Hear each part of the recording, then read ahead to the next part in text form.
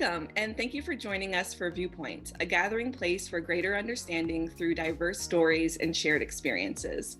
My name is Jennifer Chapman, and I'm the Regional Engagement Coordinator for Richmond Ballet, the State Ballet of Virginia. Today, I'm excited to talk with a former longtime company dancer with Richmond Ballet and two current dancers with Richmond Ballet to discuss what life is like as a Black male in the ballet world and what may be different with this new generation of Black male dancers coming forward. But first, I'd like to thank our corporate partners for their support of this initiative. Viewpointes is brought to you by our series partner, Truist. Truist's purpose is to inspire and build better lives and communities through their commitment to diversity, equity, and inclusion, both internally and externally. They boldly believe in the power of what we can achieve together. To learn more, visit truist.com. This episode, The Next Generation Black Men in Ballet, is brought to you by our episode partner, McGuire Woods. McGuire Woods has a history of hiring, developing, promoting, and retaining lawyers of color, women and LGBTQ lawyers, and veterans. Continually establishing new initiatives and enhancing existing efforts, they focus on meaningful support for their diverse lawyers in their careers. The firm's lawyer networks are an example of how they support their attorneys in building communities within the firm. Go to diversity.mcguirewoods.com for more information. Now I'd like to welcome our guest for today. Joining us is Thomas Ragland. Welcome, Thomas. Hi, how are you? I'm good, thanks. Thomas spent 18 years at Richmond Ballet, joining the School of Richmond Ballet in 1993 and the professional company in 2007. After his retirement from Richmond Ballet in 2017, he moved to New York City and danced with Jessica Lange Dance from 2017 to 2019, and now serves as a dance educator to so many students. Next, we have Ronald Rj Wagstaff. Hi, RJ. Hi. Thanks for being here. Thank you. RJ is originally from Kennesaw, Georgia, and began acting, singing, and dancing at the age of 6. He began his ballet training in 2012 at Chamberlain School of Ballet in Plano, Texas, and continued on to Central Pennsylvania Youth Ballet. RJ is currently in his 3rd season with Richmond Ballet's second company, RBll.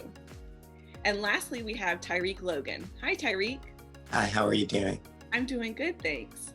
Tarique is from Richmond, Virginia. He began his ballet training at the age of 15 at the School of Richmond Ballet and is currently in his 2nd year in Richmond Ballet's trainee program.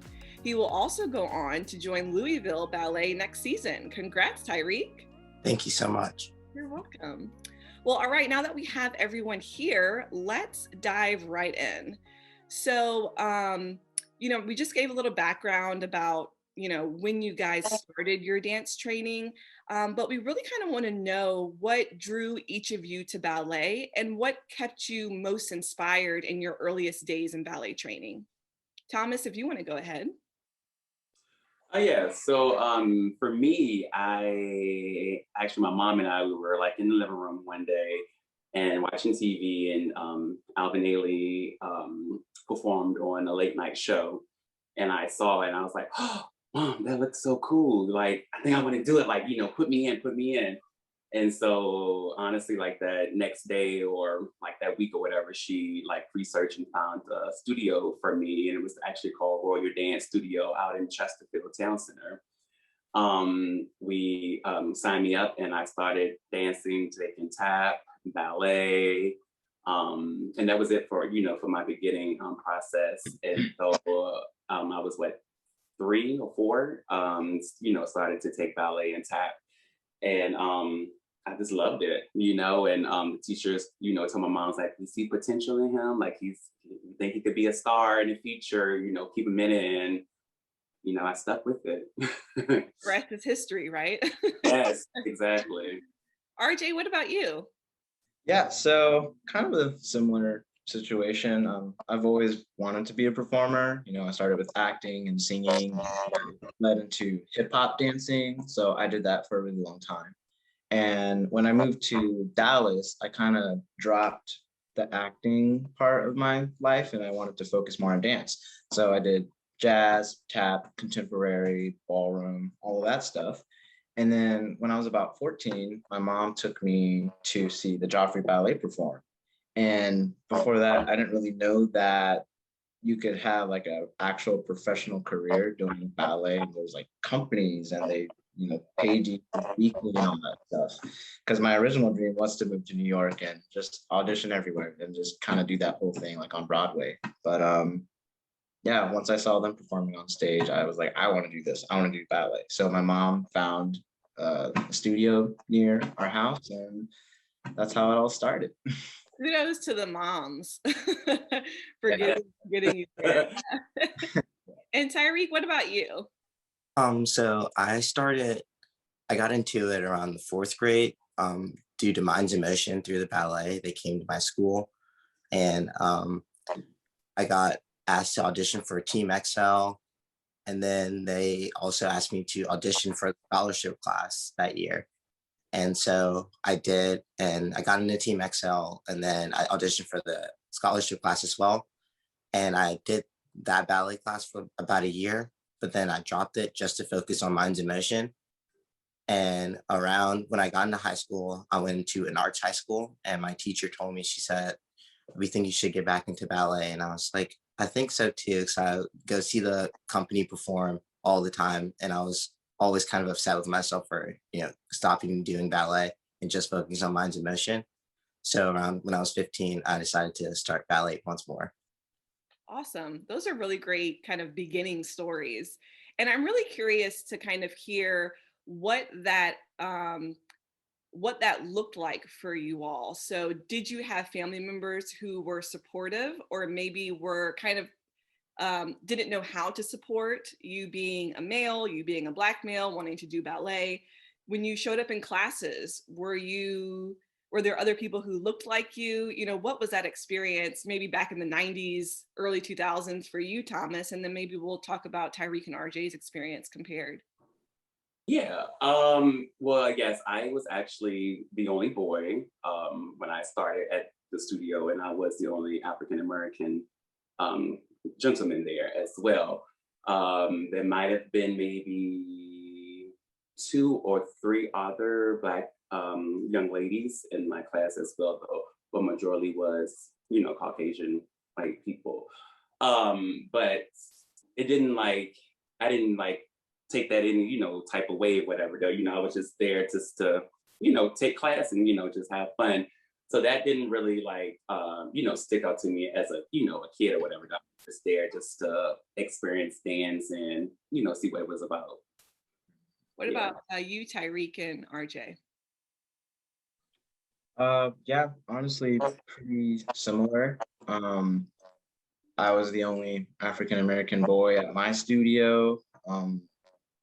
And there were 2 other guys, and then there were 2 African American ladies, and the rest were, Caucasian and everything. But I mean, yeah, I didn't really think much about it. I knew that this would be pretty much the situation, like my whole dance career. So, yeah, didn't really faze me, but yeah. Tyreke, what about you?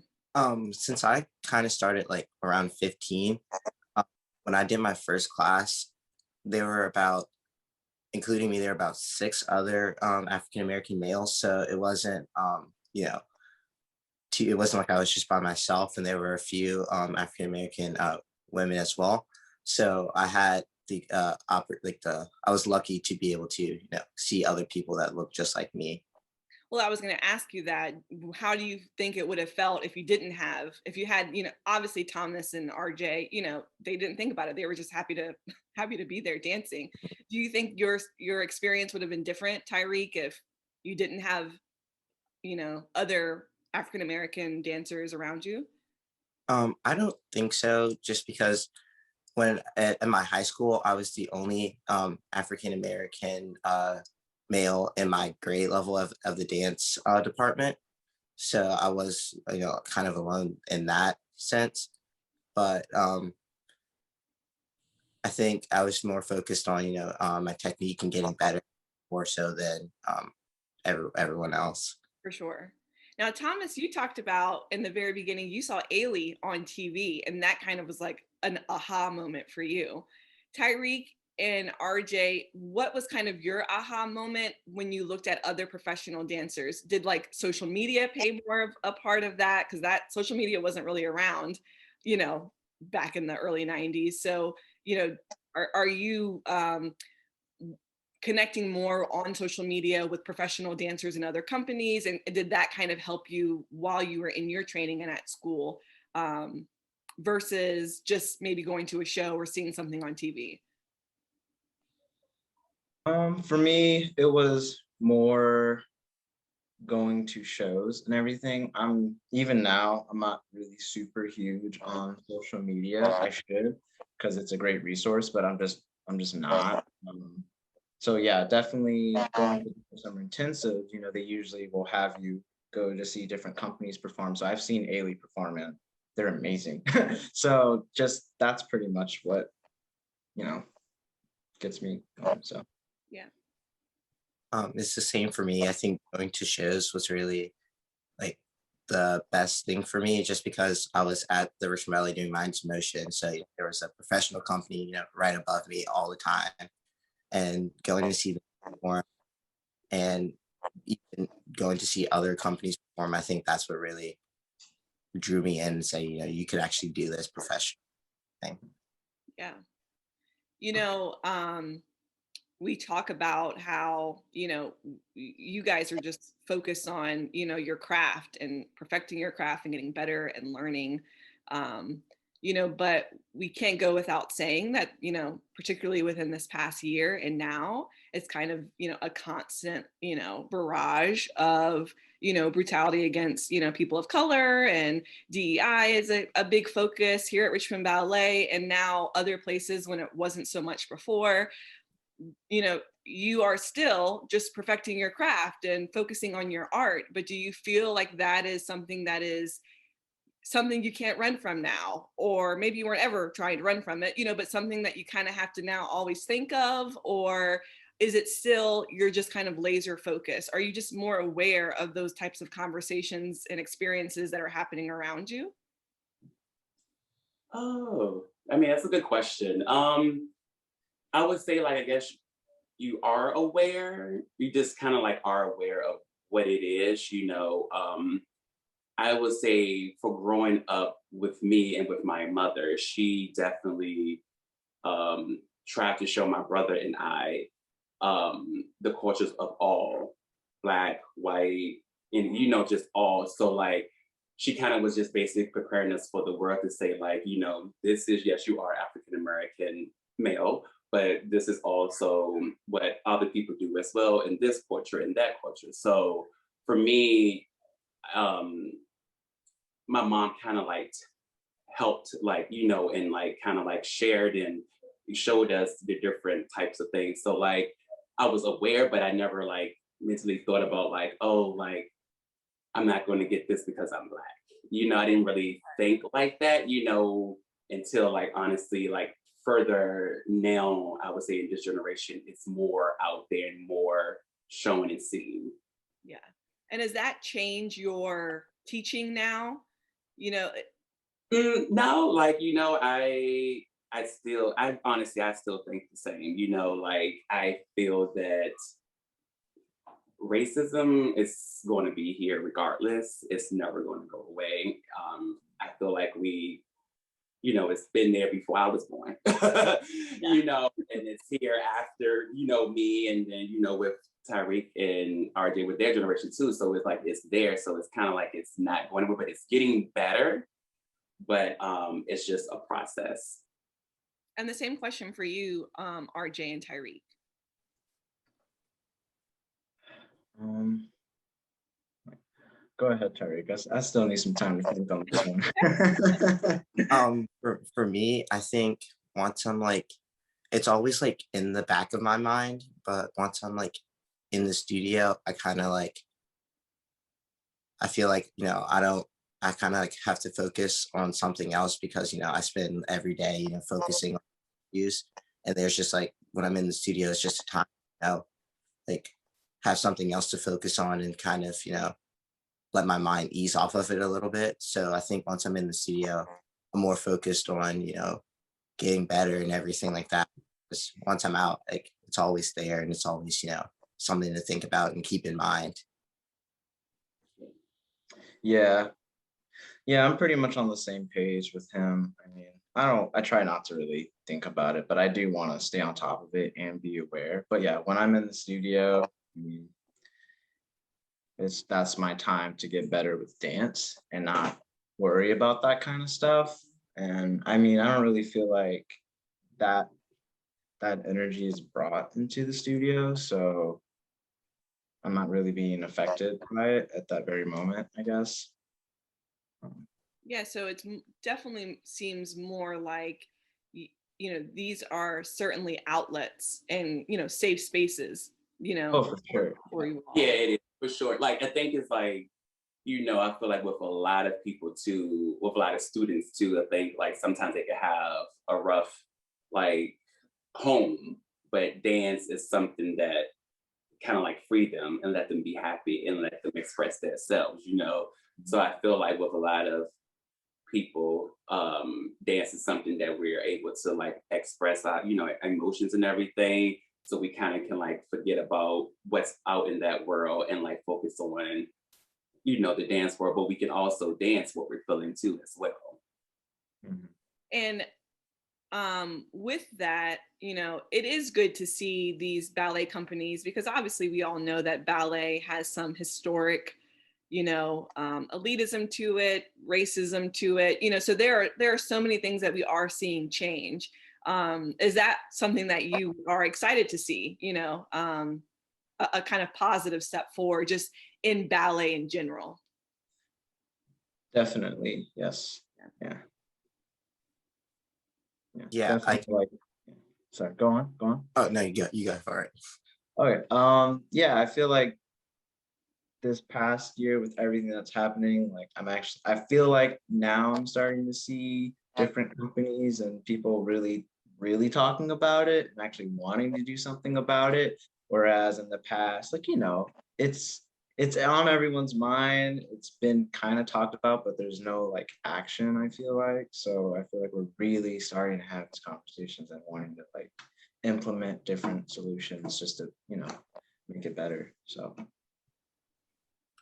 Yeah, and I think it's kind of refreshing for me to see these major include more people that look like me, because like growing up, there was a lot of people that were like, oh, you dance, and so it's like it's really, really refreshing to see like these companies are inclusive and more people, more African American males, going into this field. So it's like just more role models, look up to and everything. Well, that was going to be my next thing, because just a little earlier when you said that there were 6 other, Black male dancers in your class, but that was different for Thomas and RJ, so it's like we're kind of seeing that change, already happen.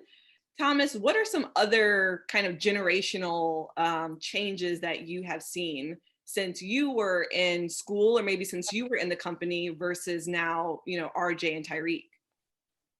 Yeah, so when I first, came to School of Richmond Ballet, there were probably like, I was only taking like one class, and it was a man's class, and it probably was maybe like 8 of us. So it was like a big group of, guys. So it was a lot of us, and it was probably 3 of us that were, African American guys.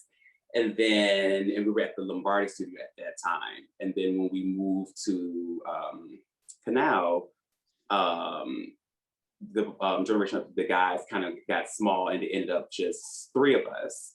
And then it was just me and 2 other guys. And then it just became me and 1 other guy.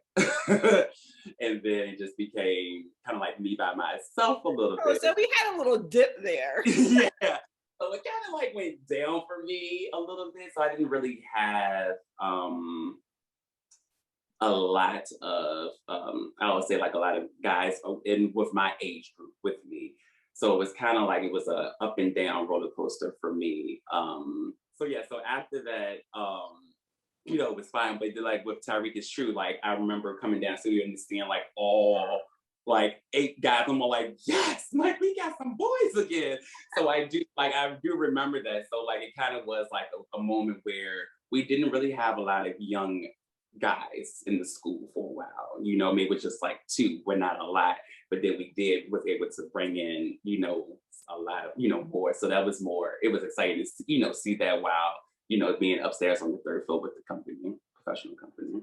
Well, and Tyreke, you mentioned like people would say like, oh, you dance, you know, that type of thing. Like, has that kind of just gone away? And I feel like nowadays, and you know, if someone wants to, you know, have a certain career or, you know, I don't know, I just feel like as these younger generations are coming up, you know, there are some things that are not seen as like, oh, men can't dance, or I feel like that's kind of out the window. Is that the case that you guys are feeling too? Or is that still there? Go ahead, RJ. Yeah, I mean, just like Tarique, when I was in school, in grade school, I started online school when I started high school, and that's when I first started ballet. So before that, I was doing, you know, jazz and contemporary. But in public school, like, yeah, I got bullied a lot for dancing, a lot. So I don't really know how different it is now. I know that, you know, when I tell people I dance now, and I'm 22, you know, people are just like, whoa, you dance? That's amazing. Do you have any videos? So like pretty much any person I tell, they're very supportive of it, which is wonderful. But yeah, before wasn't great. Yeah. But yeah. Yeah, going back with that too, it's true. Like with me, growing up as well too, it was the same. You know, in public school, you know, being picked on, and you know, like you're a dancer. Like, no, you know, you should be doing sports. And it's all like, I did do sports, but it wasn't something that excited me. You know, like dance was just something that just kept calling me back to be like, no, I want to dance. I think dance is what I want to do.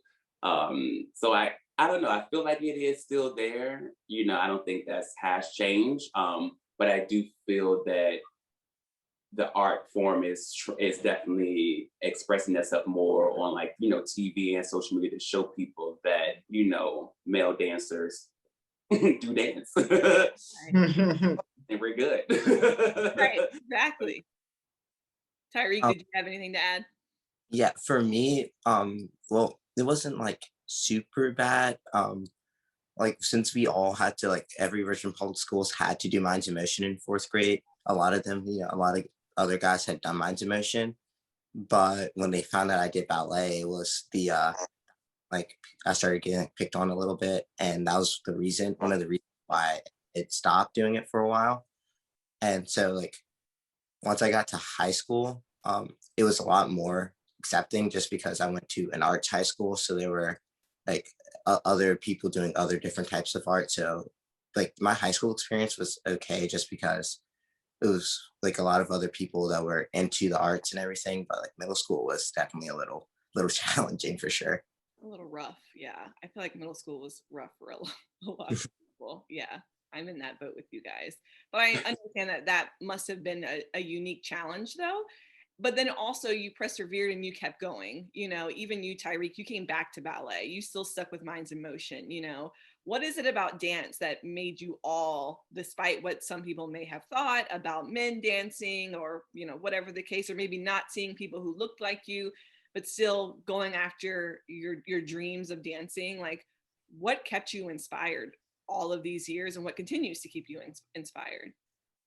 I think for me, having my mother support and my brother support, you know, and also my family as well. I think that kind of like played a big part, you know, because my mom was just always like, you know, I don't care, you know, what you do, as long as it's something good, you know, and like I'm what you. So like having that, you know, in the household was, you know, good to have, and that kind of like helped me, you know, inspired and going. And also I'm like an emotional person. So I think also dance kind of like just helped me because I was able to like emote and like, you know, kind of like dance what I feel and like how the music felt to me, you know. So I think that's what really kept me going and drawing, because like I was able to like express myself through my body without talking. Mm-hmm. Yeah. Tarique, what about you?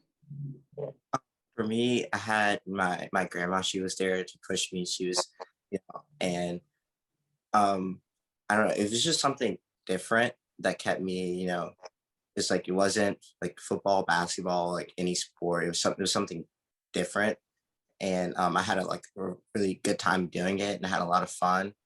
And I think what really kept me like also going was I had like a good friend of mine, Darius. He was there, and he always like pushed me and everything like that. So it was always someone there to keep me going and keep me with a positive mindset. That's awesome. Like that camaraderie that you have with other dancers. Yeah. What about you, RJ?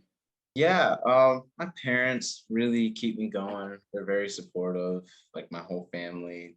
Just anytime I'm around them, they're just asking me questions about it. And yeah, really supportive family. I just love performing. I like to see people smile on their face when I'm dancing, and just, making people happy and forget about their problems just by them watching us dance. And I love doing that. And also my friends, all of my friends are dancers, and they keep me going because we all got to keep each other up, so That support system yeah. is key. Mhm. So let's look into the future and let's think about like where do we want to see ballet going? Like are there anything specifically that you all would like love to see change? Like whatever, like performances, music, artists, how you guys are more versed and in tune to the ballet world and dancers and performances and companies and all of that, choreographers.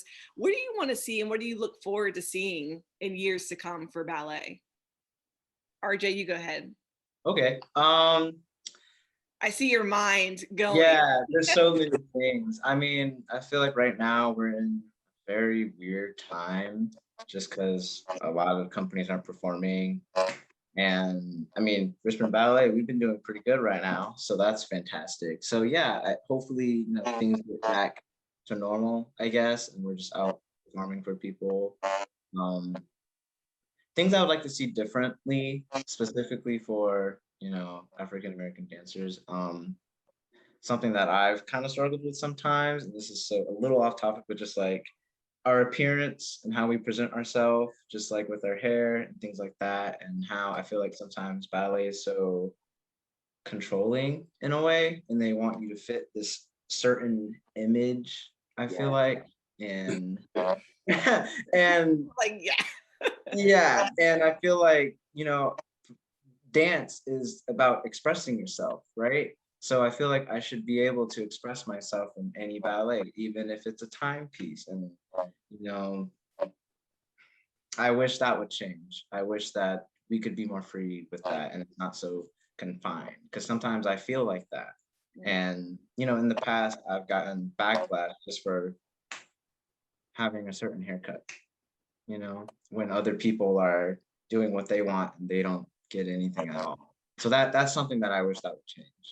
So I'm kind of glad you said that, because that is a good thing, because it is true. Like, I do feel that as African Americans, it's all like, if this is our hairstyle and this is what it is, I feel that we should be able to wear it, because this is us and who we are with Caucasians.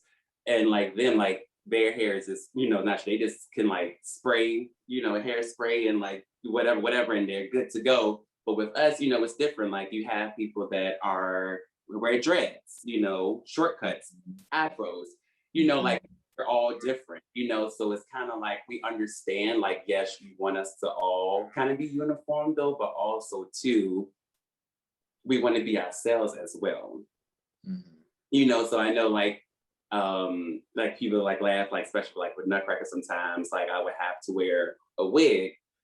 The wig wasn't really meant for me. So like, it's kind of like, well, could we find a wig that was meant for an African American guy, and like, that I'm a Black dancer here dancing with this company, we should be able to find a wig for an African American dancer, so I will like, hopefully for that to change and like be able to like let us be who we are, but also still be uniform as well. Yeah. And before I go to you, Tyreke, I think that's a good point to note, because I think a lot of people, because we touched on it in our second episode of Viewpoints with our costume director and Paul Taswell, a costume designer of Hamilton, who's a Black man. And I think a lot of people are kind of catching on to like the flesh tone tights and things like that, but it doesn't stop there. Yeah. You need to be able to be your true authentic self. You need to be able to wear dreads if you have dreads. You need to be able to wear your curly hair, or you know what I mean, or your fro, or so it's a step. It's not just tights. It's not just costuming. Exactly. It's you as a person. Right. Yeah, because you want to feel comfortable. You want to feel comfortable on stage, and you want to do your best. So it's kind of like when you're kind of like not in your atmosphere, you kind of like you close in a little bit, so you want to open up and be yourself. Tyreke, what's been your experience with that? Like I had the same experience for my first year. I used to like wear my hair like really close cut, and my first Nutcracker, I was Fritz, and they wanted me to like grow my hair out a little bit, but when we first started, I had to wear a wig that wasn't really meant for me. It looked kind of goofy, but I think that is something that I wish could definitely change. Also, I feel like, when there are multiple, African American like people in the class, there tends to be sometimes, a lot of mixing up with names and everything. And I wish that because like like you're your own person, we all don't like look similar or anything like that. So there's been a lot of times where I've been confused for someone else, and I'm like, but I'm Tarique. So it's like I wish that would definitely change too as well. RJ, I see you really nodding your Yeah, head.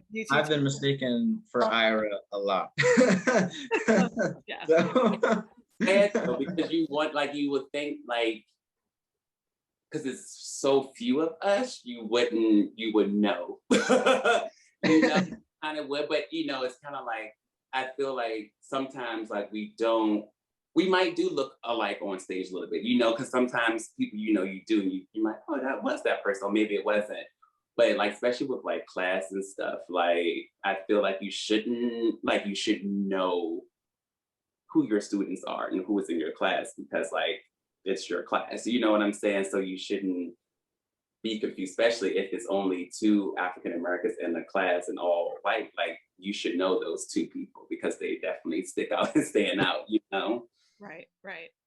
And I think people should, understand too that, because that could be brushed off as like, oh, that was just like a simple mistake, or, but there are undertones there. You need to take time and care to know how to not only know whose name is who, but how to properly pronounce it. You know what I mean? Like there's a importance to those, what some people may say are like little things, that you could just be like, oh, that was no big deal, but it indeed is. Those are really great points. I didn't even think about that. But like you all said, hopefully we are continuing to see those trends of, more Black dancers coming into ballet. Hopefully that means more opportunity. We talked about this in our last episode. When you have more Black dancers, eventually those dancers are going to have to retire, promise, so then maybe eventually you have more Black teachers, or they go into other departments within the organization. And now you have this like multicultural, super diverse organization, because you had a diverse, school, or you had a diverse company. So I think that's always going to be kind of top of mind for everyone, but hopefully these trends are going in a positive route. I want to ask you all kind of what your hope is. What do you want to achieve with your dancing, when you are retired, years from now? What do you want to look back and say you achieved with your work? I know that's maybe a heavy question or a big question. Whoever wants to jump in.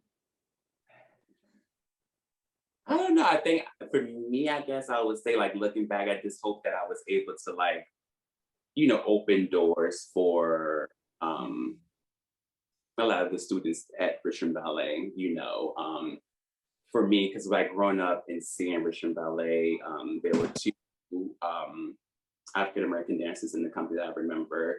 And so I remember seeing them when his name was Novell. He was the Drosselmeyer in the crack. And I remember I was Prince that year. And I just remember like just seeing his energy. And also he was Arabian as well. So he like a nice fit body and stuff. So I was like, oh, okay, like that's what I want to look like, And then Will, nice small, Will guy, but flexible and can like, toe touch and just do crazy things. And he was also just a well-rounded, nice person and open and all. And so it was nice to like just to have the energy. So I think for them having that to me, I felt like that's what I wanted to give back to the community while I was there at Richmond Ballet. So I hopefully that's kind of what I've done for some of the dancers there, open up doors for them and make them, feel comfortable, especially for like Rose and like the Snow King and just different things to show like, hey, I can do it. Like I look like that guy out there, so I know I can do it. So like, hopefully I kind of like open up the doors and like showed dancers that, you can do it and you can make it. That's awesome. What about you, RJ? Yeah, I mean, that is what I hope to achieve for sure. Yeah, hope people can just know that, we can do it too. We can do these principal roles and look beautiful on stage. And yeah, that's what I hope to achieve, but we're getting there. Awesome. And what about you, Tyreke? Sort of the same thing. Like, I was growing up and I was seeing you see like Thomas up on stage upstairs, and he would like teach me class, like jazz class and everything. And I was like, maybe this is something that I can do too. So I think I want to, just be able to, open doors for like not only like, African American guys, but shorter guys as well. So I'm like, because like being short is also kind of, a one of the things that I kind of set me back a little bit, because a lot of companies have like height requirements and everything. So I want to be able to show like shorter guys and even other African American guys that you can do the same thing as well. You can dance professionally, be a classical ballet dancer. Awesome. Well, that was wonderful, guys. I feel like I learned a lot when I am involved in these Viewpoint episodes or watching them. I just feel like I learned so much, not only about the people in the episode, but just continuing to learn more about the world of ballet, what's going well, what we can continue to work on. So I appreciate, all three of you joining us today. Thank you so much. Thank you. Thank you.